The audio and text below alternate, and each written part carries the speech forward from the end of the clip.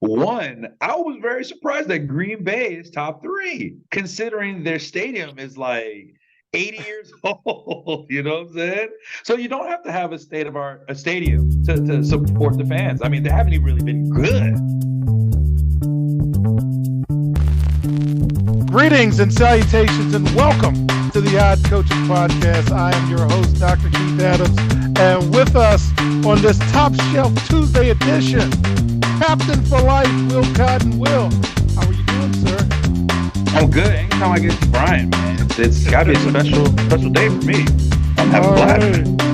And the unofficial benefactor, and that is a shoot of the Odd Coaches Podcast, Brian Foley. And Brian, how are you? And I'm just glad to see you two talking NFL. How are you? Well, if I'm here, it means you're going to say something about Washington that I'm going to have to try and defend. So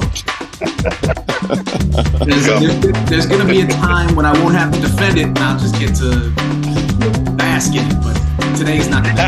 All right. Academic and athletic consultant for the CKA Save Project, George Ocker. George, can't wait for Brian to talk about this first segment. How are you? I'm just happy to be included. I'm here for Brian's show. I'm happy to be included. That's right. All right. Brian and fans, let us remind you that we'll be having short clips shown on social media. So I think Brian might be a part of this. But with that, in segment one, we're going to talk about the NFL team rankings. Segment two, we're going to talk about which NFL teams improved and declined with these team rankings. And in segment three, we're going to talk combine notes and other musings and maybe give you some insight into who the Washington Commanders may or may not pick. But first, NFL team rankings. Here are several key takeaways from the 2024 edition of the NFLPA's team report cards. Top 5 teams in the NFLPA team report cards. Dolphins 1, Minnesota 2, Green Bay 3, Philadelphia Eagles 4, and Jacksonville Jaguars 5. And the bottom 5. That's what I was waiting on. Pittsburgh Steelers 28, New England Patriots 29, Los Angeles Chargers 30, the Super Bowl champion Kansas City Chiefs 31. See, you don't have to treat people nice. And last but certainly not least at 32, the Washington Commanders. So before we talk about and get those reactions from folks, and Brian will go last, here's just a few additional notes from the survey. Family treatment. Did you know, fans, that the Chargers were one of 6 teams to receive an F or worse? The survey allows for F- for treatment of families. The Chargers charged $75 for the first child in off-site daycare and $50 for each additional child. The Tampa Bay Bucks charge families $90 per child, and most teams offer the service for free. The Washington Commanders, for the second straight year, finished last. Their locker room and training room receive F- grades. When asked what the number one issues respondents wanted to prioritize and fixing, most players couldn't come up with just one. Everything. Instead, the common answer was the entire facility.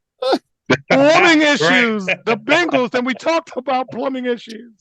They don't have hot water and sufficient water pressure. We've got travel issues as well. 2 other clubs aside from Washington received failing grades, and that was Tampa Bay and Tennessee.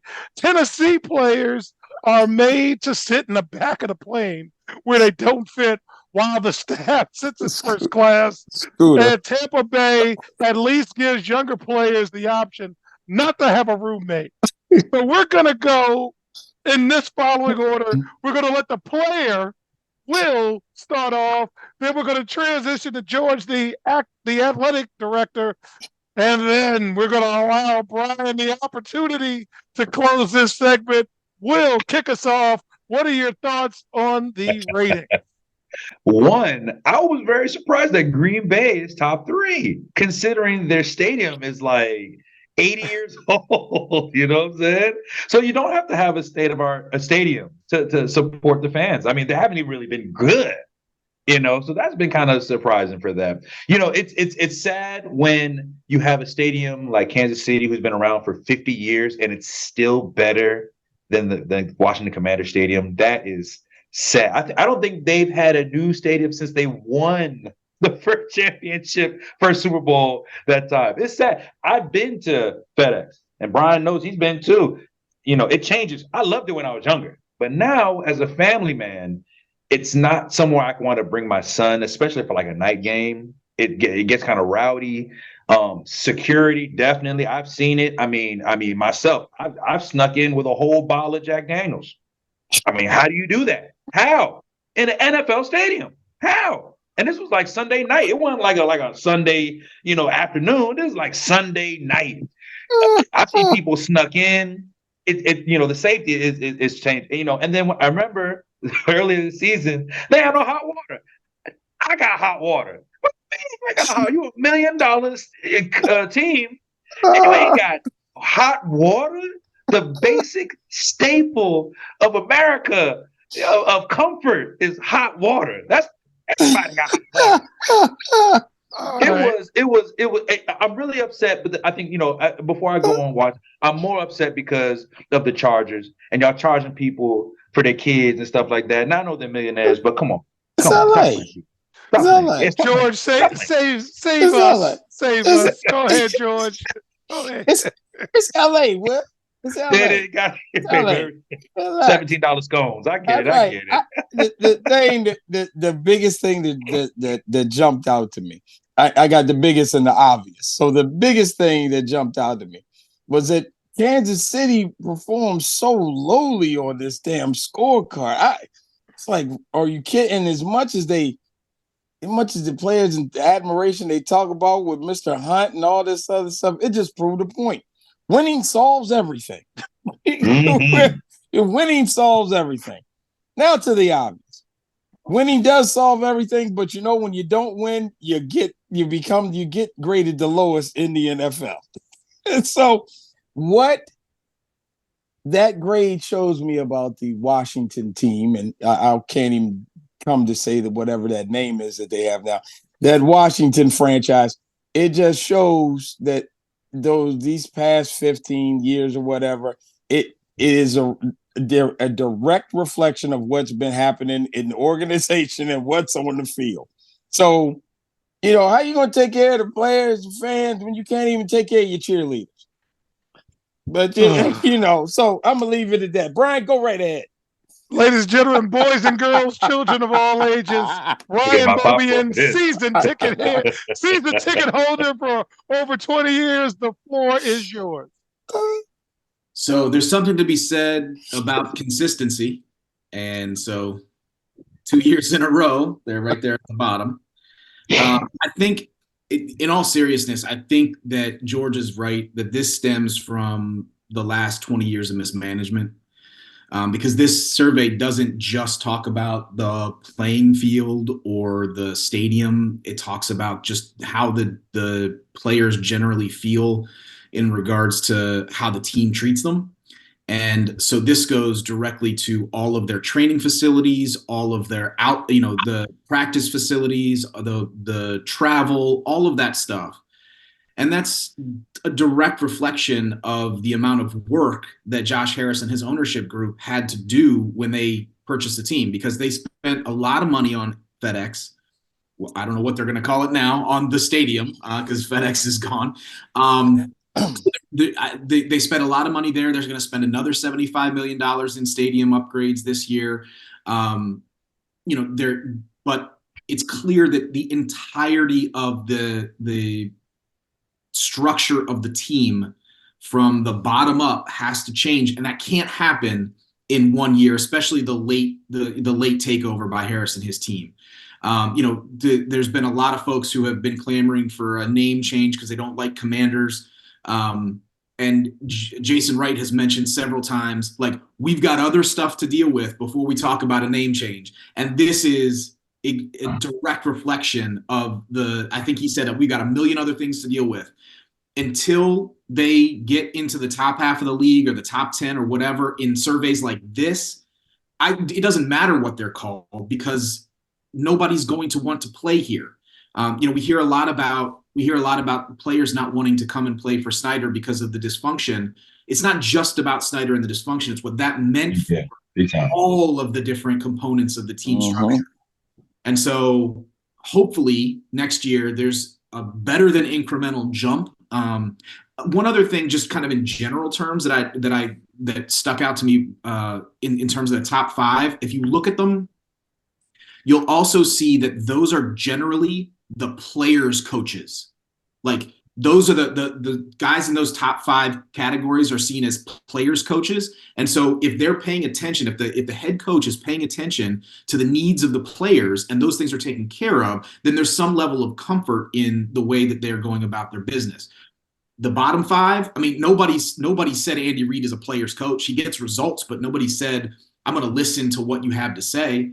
And so it's not a direct correlation between the player comfort and results, as we've seen as Kansas City is 31, but it can't hurt. And so I think I'm looking forward to seeing what Harris has in store for the team in the second year. And I apologize for being long-winded, but that's kind of where my head is at. We wanted that because reports are out there that the owners don't like this. And they don't want their business out in the street. And I don't know how long the NFLPA is going to be able to give us all of these nuggets of information that cause us pause and humor. So I thought, Brian, you said that very well. And when we get back in segment 2, we're going to see who took the results from last year and made it better, or who didn't do anything. Quick guess, Washington was one of the teams that didn't do anything. We'll be right back on the Coaches Podcast. The reviews are in for Dr. Keith Adams' book, Finding the Balance, My Personal Journey to Academic and Athletic Success. College professor and student-athlete academic expert Dr. Lisa Rubin said, "There is nothing out there like this book, so I do hope people will pay attention and give it a read." Former George Mason standout Folarin Campbell said, "Consider this book an opportunity to work directly with Dr. Adams, just like I did. I assure you that there will be something you can take away that will be useful to you throughout your personal journey." Ryan Waite, a recent college graduate who is a software engineer, said, "I like how the book is based on research, which makes it good for general students as well as student athletes." The book serves as both a memoir to Dr. Adams' 30-year academic and athletic career, as well as an instructional guide to assist student athletes, parents, coaches, teachers, and administrators navigate through the challenges of finding a better balance between academic and athletic success. The book includes over 15 personal stories and anecdotes from Dr. Adams, along with numerous former players and colleagues from a variety of sports and endeavors. You can order your copy at www.ckasaveproject.org. From the main page, simply click CKA Save Project Services and order the Find the Balance book. For more information, contact Dr. Keith Adams by email at cka@ckasaveproject.org. Welcome back to the Coaches Podcast in segment 2. George and Brian and I are in public education, and we take survey feedback and we try to implement changes and so forth. So with last year's survey, the NFL owners and their staffs took feedback and tried to make changes. And let's talk a little bit about these changes. The Bengals were chastised in the previous report for not providing players with 3 meals on Wednesday, which is typically the busiest day in the NFL work week. That changed in 2023, but they're still one of 2 teams that doesn't supply 3 square meals for players and received an F nonetheless. Arizona started providing daycare and a small family room, and also stopped the practice of charging players for dinner. I'm sorry, I should laugh. So the Cardinals climbed to 27th after finishing 31st last year. The Cowboys fall. The Cowboys fell from 5th to 12th. Players continue to give high marks to the locker room, the weight room, and head coach Mike McCarthy. I think that's that players coach thing. But the problem with Dallas is in the training room. In total, 62% of the players said they felt that they received adequate one-on-one attention from the training staff, which ranked 30th in the league. Jaguars, they jumped the biggest. Go Tony Khan and AEW.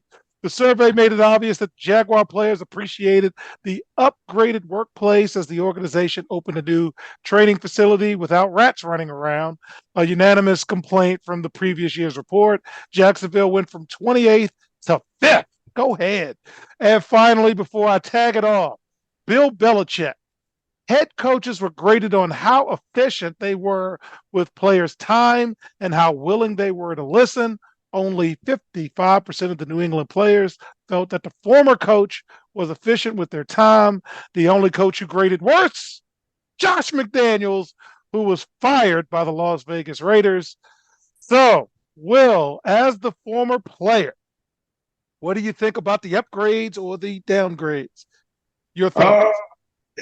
It's the funny thing that they want. I mean, they want to, we have millionaires here who want an extra free meal. I think that's just, it's funny to me. I mean, I think that's kind of funny.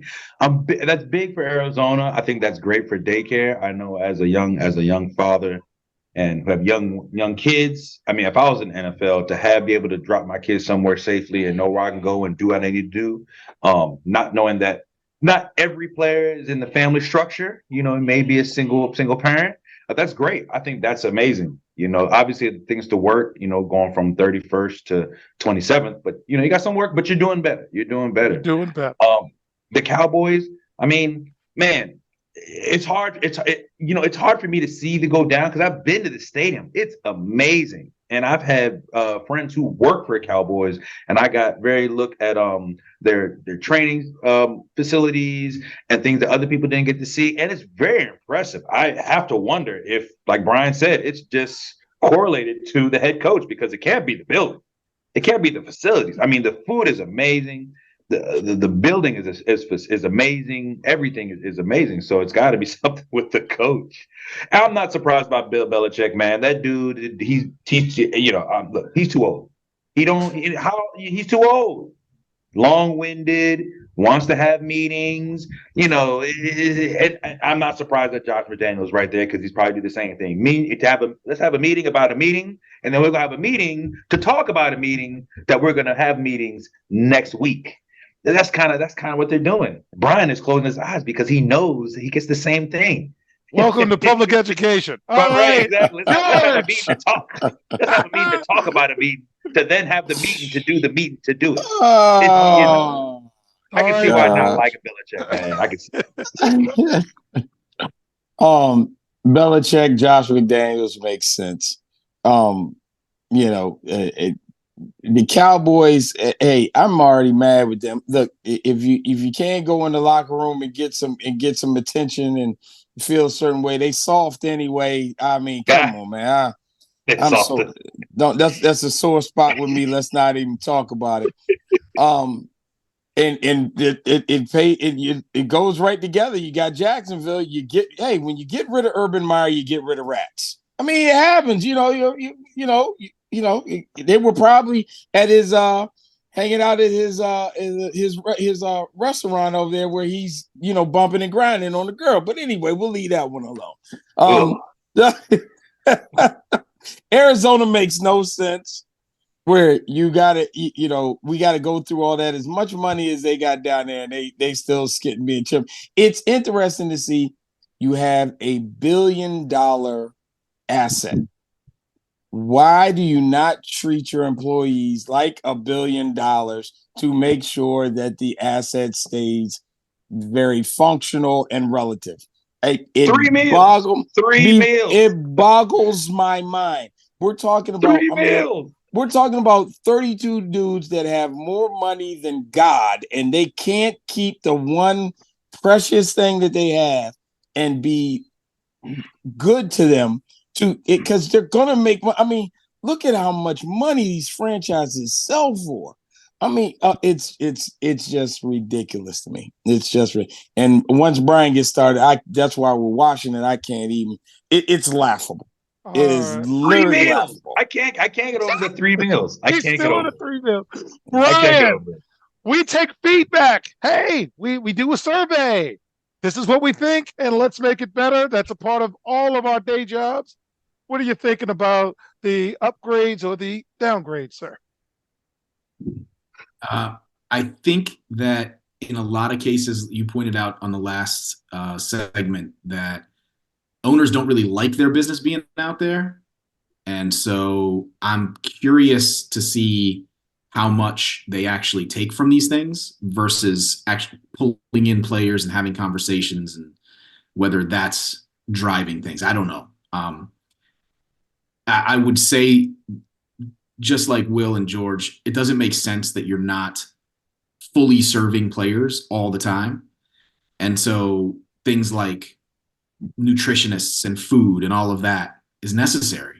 Things like making sure your kids are taken care of is necessary. All of that's necessary to make sure that you have the best from your players. And so it doesn't make sense. And just to take a point about Washington, it's very clear that if they knew that there was a problem and they still couldn't make inroads in fixing it, and it just goes to show the level of dysfunction that was present before Josh Harris took over. This isn't things that they were trying to avoid. This is things they were trying to fix, and they couldn't. And I think that's the enormity of the problem. I don't think for the casual fan is clear. That was beautiful. And my quick takeaways. I'm like Will. Man, you're one of 32. You're printing money, as George and I talk about. One of the things in terms of just being a college coach for 8 years, I was a Division III college coach for 8 years. We did our best to make sure we took charter buses with Wi-Fi and plugs. It's a little thing, costs us a little more, but the players are able to do their homework. Just a little thing like that. We tried to stay at hotels that had breakfast and still make sure that the guys had meal money. We just little things, and we're no budget productions. These guys are high budget productions, and they want to charge an extra $75 or whatever for daycare. I'm like, man, there's times to cut a corner. I've been known to be a little frugal in my personal life, but man, you got to take care of people, and then people will take care of you. And with that, in segment 3, it's all about the Combine. We're going to get some Combine news and notes. We'll be right back on the iCoaches podcast. Why should student athletes use the CKA SAVE Project academic and athletic consulting services? Over the past 15 to 20 years, colleges, universities, professional sports teams, business organizations, and others have increased their use of consulting services to improve their decision-making processes and results. Over the same time, the athletic and academic landscape has changed for high school and college student athletes as the NCAA has raised initial academic eligibility requirements for student athletes while decreasing the number of transfer restrictions. Former college student athletes have noted that they were academic and athletically unprepared for the rigors of college. Let the CKA SAVE Project's close to 30 years of academic and athletic experience help guide student athletes to increase success as we work to help student athletes achieve the goal of obtaining a college degree. For more information, contact Dr. Keith Adams by email at cka@ckasaveproject.org.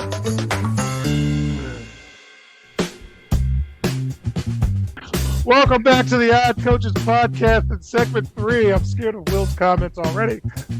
We've got some NFL Combine news and notes. So 1, Caleb Williams, who is widely predicted to be the #1 pick in the 2024 draft, is also believed to be the first prospect ever to attend the NFL Combine without sharing his medical information. So that was interesting. Another note is Nate Wiggins, cornerback from Clemson, one of the highest rated defensive backs, got injured. So the Combine, you got Caleb, you've got injuries, you got some guys coming, some guys going. So, Will, what is your takeaway from the Combine? Anything catch your eye, make you pause? Man, these players can fly. Man, I have been watching them since offensive lineman and D-line. And I'm seeing the 40 time, and dudes is hitting like 4.7, 4.6. You know, they're moving. We're seeing a new level of athlete in this era where these kids are just built different. These kids are built different. Everything is great. You know, it's unfortunate to see guys who opt out. There are things that I want to see. I mean, I think it's interesting to see.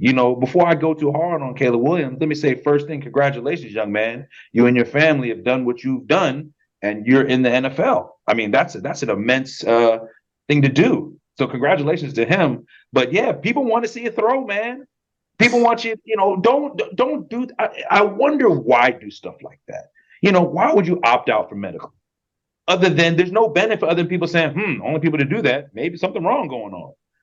Or you start looking a little deeper. Like for example, I didn't really look into it, but now I'm like, this kid is only 6 feet tall, 215 pounds. That made me think about that a little bit.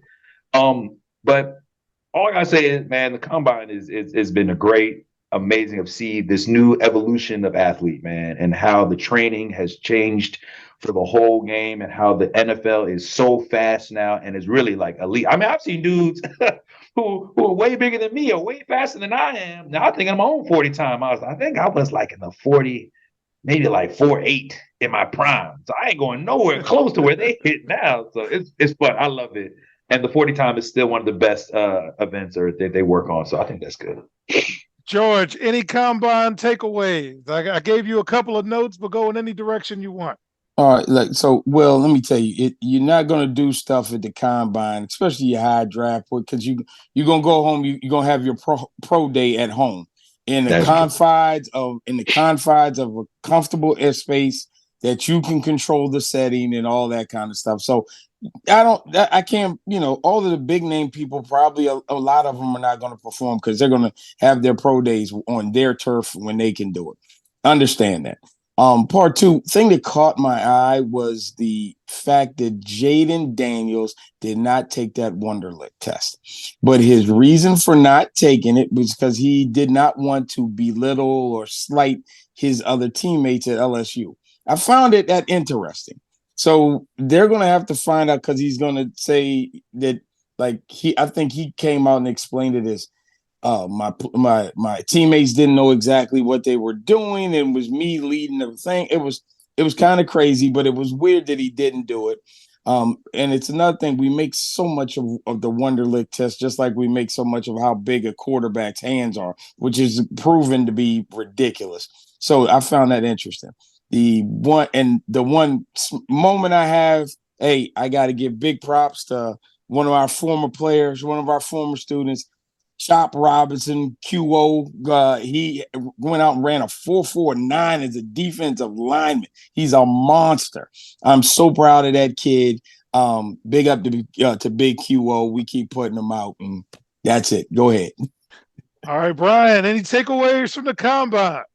So I just thought about this. Many of these guys, they haven't been in school for a while. They've been focusing on prep for the combine. So if we take it, if we believe, and I don't know that Wiggins is one of those. I don't know if he's been in school, been doing the training down there, or if he's been specifically training just for the combine. But if a guy gets hurt in the 40, theoretically for something for which they've trained for months, how does that translate to durability on the field? And I don't know that I have an answer to that. It was just interesting to me that we're talking about, oh man, he could have derailed something because he got hurt at the combine. And why would he have run at the combine? But this is, I mean, he's gonna, if he didn't get hurt now, would he have gotten hurt, at his pro day? Would he have gotten hurt in training camp? Is he gonna get, is that something that is indicative only of putting himself out there in something that isn't necessarily a football move, or is does that pretend to something else? And I don't know the answer. Just was interesting thought. Previous, yeah, I bet you. I'll go out and I'll say I bet you it was probably a previous injury that he didn't tell anybody about, because they love to mask that stuff, because now you're in front of everybody and you don't want to let them know that you've been dealing with something or that you're coming off of something. His best bet, he probably should have just sat out and just went for the pro day, but All right. And to close out, I do want to give this to Brian.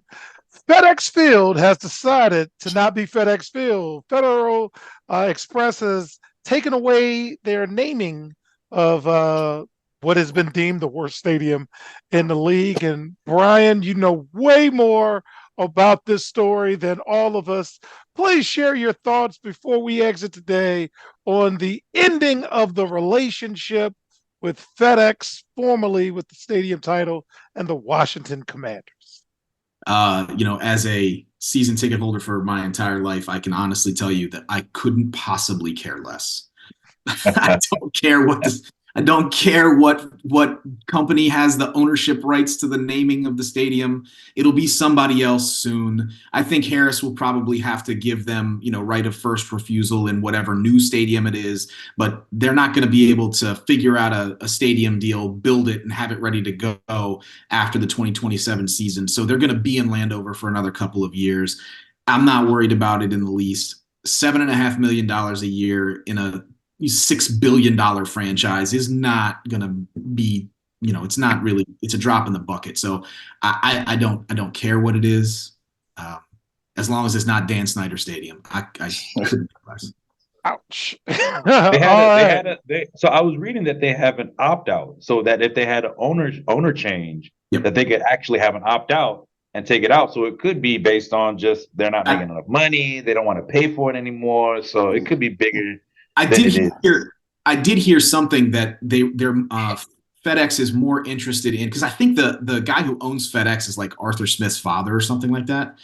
That they're actually looking at a larger sponsorship of the NFL as a whole, not just with Washington. So I think probably, spending the money in Washington and then spending the money to sponsor the NFL is probably duplicative in their eyes. So that's probably part of it. Amazon Stadium coming. Stadium coming. He couldn't buy the team. At least he can buy the stadium. Stadium. You know it. He couldn't buy the team, so he's going to buy the stadium. You know how he rolls. All right. So, it'll be a hell of a lot better. Hey, Big Bezos, he don't play no games. So in closing, here's some NFL dates to know, and we'll be talking about this on next week's show. This week, when this comes out, the franchise tags will be issued. March 13th, the league year opens. March 24th through 27th are the annual league meetings, and the NFL draft is April 25th to 27th. In addition, the UFL begins March 30th. We will definitely talk about these things strictly for entertainment purposes only. So we'll study the whoever Renegades and the DC Defenders, and I think they still got the Michigan Panthers. I'm not sure. So on behalf of our cavalcade of stars, I'm Dr. Keith Adams saying thank you for listening and or watching the Odd Coaches podcast. We will see you on the sidelines. Till next time, take care. The Odd Coaches podcast is sponsored by the CKA Save Project. The CKA Save Project is an industry leader in providing student-athlete academic and athletic support. From assessing student-athletes' academic and athletic skills, to measuring and monitoring student-athlete academic progress, to improving student-athlete time management and organizational skills, the CKA Save Project provides wraparound services for student-athletes from middle school through college. For more information, visit us on the web at www.ckasaveproject.org or schedule a free consultation with Dr. Keith Adams by emailing cka@ckasaveproject.org. We hope you enjoyed today's show. The Odd Coaches podcast drops new episodes every Tuesday through Friday on most weeks. Make sure you subscribe to the Odd Coaches podcast on Apple Music, iHeartRadio, Podbean, Spotify, and YouTube. Follow the Odd Coaches podcast on Twitter and Instagram at Odd Coaches. Follow Dr. Adams on Twitter and Instagram at CKA Save Project. In addition, follow Coach Mike Francis on Twitter and Instagram at Coach Franchise, spelled Coach Franchize. For more information about the CKA Save Project, please visit them on the web at www.ckasaveproject.org. See you next time on the Odd Coaches podcast.